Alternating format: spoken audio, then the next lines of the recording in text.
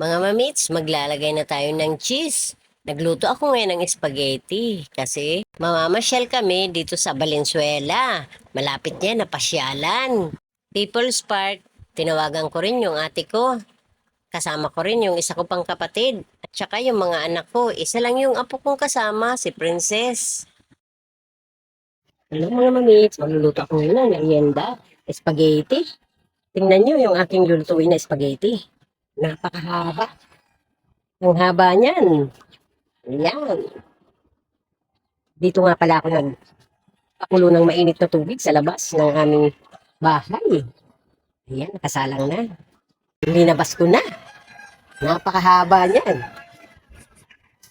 Putulin ko na lang yan sa gitna. Yan ang aming pasta.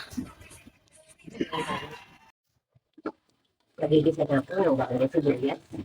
Nalagay na natin yung kundi.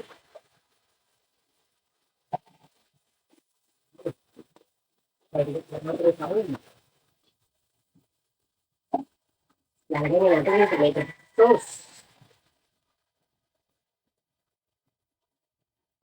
Yan ang ating sauce sa spaghetti. Lalagay na tayo ng paminta.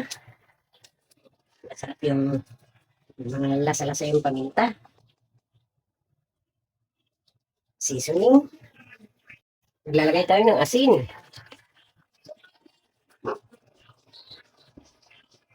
Dadagdagan natin ng asukal. Malinis kamay ko.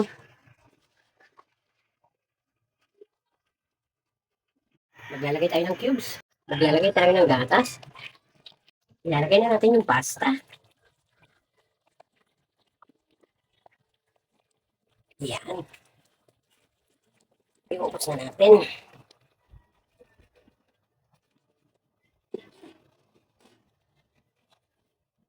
Dami.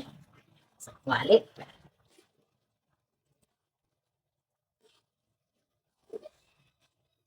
Luto na. Ilagay na natin. Linagay ko na sa isang lalagyan. Lalagay tayo ng cheese. Mozzarella cheese. Wala tayong oven, kaya lulutuin na lang natin.